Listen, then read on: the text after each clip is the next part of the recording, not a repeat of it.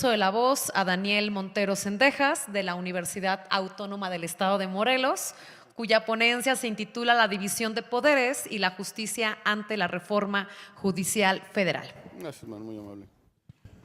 Muy buenas tardes, tengan todos ustedes. Igual me sumo a los criterios y a las expresiones de agradecimiento a los organizadores, al doctor Serna, al doctor Valadez, también a la anfitrionidad de esta universidad tan espléndida que nos recuerda no solamente a Clavijero, sino a Loyola, con su labor incansable de cultura y de respeto a los derechos humanos desde entonces. Los desafíos del constitucionalismo no es otra cosa más que entender y comprender no solamente los hechos que se han discutido con el rigor científico que debe de verse en un informe como el que se presentó en la mañana sobre la reforma al Poder Judicial. Yo creo y estamos convencidos que ese informe recoge, no solamente desde el punto de vista semántico, sino ideológico, práctico, los recovecos que pueden haber en la expresión de algo que se está aniquilando o que se ha aniquilado, que es el Estado de Derecho. No es un silogismo ni un algoritmo lo que estamos viviendo en términos de la nueva cultura cibernética de nuestro tiempo. Yo creo que la justicia, como lo enfatizaba el doctor Valadez, es el valor sublime de la convivencia pacífica y ordenada entre las sociedades que se proclaman con esa categoría. La justicia se alimenta del tejido social, no solamente una justicia distributiva, que también ahí está todo un marco económico de cuáles son los grandes desafíos de esa justicia distributiva que cada vez se concentra en menos manos. Soros dice que más o menos en 230 familias se concentra el Producto Interno Bruto del mundo. Habría que ver qué dice BlackRock y los nuevos empresarios mundiales que determinan cuáles son las órbitas económicas. Yo quiero enfatizarme, soy abogado, le he dedicado mi vida a la procuración de justicia, a algo que es fundamental, la justicia penal. ¿Cómo poder entender la justicia penal en una reforma judicial en donde no existe el juicio de amparo, donde las garantías se pierden, donde el convencionalismo no existe, donde todos los capítulos que podrían alimentar eso que es el Estado de Derecho y la integridad física y patrimonial del ciudadano se han perdido? ¿Cómo poder visualizar una reforma judicial que no se trata de si es buena, si es mala, criticarla, sino lo que también en ese discurso propositivo que se dio en la mañana, entender cuáles son sus retos? ¿Cómo podemos enfatizar la procuración de justicia? ¿Cómo podemos decirle al ciudadano de pie que tiene una certeza jurídica y que sus derechos humanos están consagrados y garantizados por el Estado? Un Estado que cada vez pierde. Hay un filósofo, Antonio, que decía que el Estado liberal, encogido en sus hombros, ya no cree en nada, ni siquiera en sí mismo. ¿Cómo poderle decir al ciudadano que está privado de la libertad, o el PPL, tocarle la puerta de que su juicio procesal va a ser imparcial?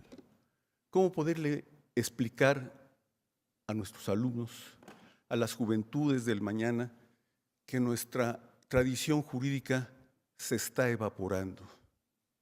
¿Cómo podemos hacer en ese esquema propositivo, no solamente de algoritmos o de cibercriminalidad financiera que ahora está tan de moda, para entender cuáles son los patrimonios que van a conservar esos jueces y esos magistrados que han sido no solamente boletinados en una tómbola, sino que responden a organizaciones criminales, sin una movilidad de jueces magistrados? Cuando vemos las sesiones de la Corte y vemos a las ministras Ríos, Batres, a las ministras del pueblo, vemos cómo hemos llegado a perder la secuencia de un país que iba en la evolución de convencionalismo, de proposiciones cada vez más ricas en la cultura de la legalidad. El populismo, la democracia que se pierde día a día, un partido político que pareciera que es una réplica de otro partido político hegemónico, pero que no tiene esas características, que la miseria, la pobreza de sus dirigentes en cuanto al compromiso social es evidente, y ver algo que solamente podemos aspirar a tocar para la impartición de justicia, organismos y tribunales internacionales. Cuando vemos que la reforma a esta reforma judicial abre la puerta a la Corte Interamericana de Derechos Humanos, cuando vemos que la profesionalización de jueces y magistrados alcanza un eco en organismos internacionales, cuando vemos el informe del Observatorio Electoral de la OEA con los criterios cualitativos en donde se discrimina una reforma de esta naturaleza, donde la carencia de confianza en las negociaciones del TLC, del NAFTA o del TEMEC ahora, están por garantizar la inversión que hagan los organismos o las empresas norteamericanas, canadienses, para que se resuelvan con arbitraje en otro país.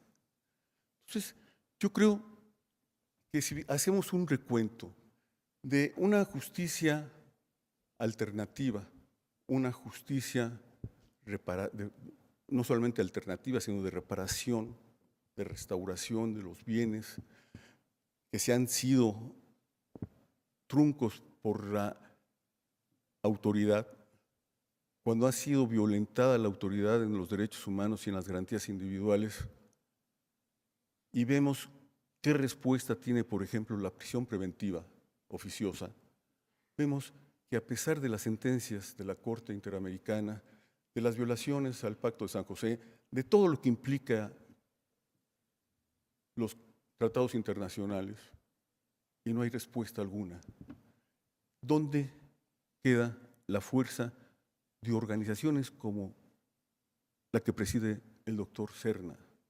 ¿Dónde quedan las voces de estudiantes que aspiran a una cultura de legalidad y de certidumbre jurídica?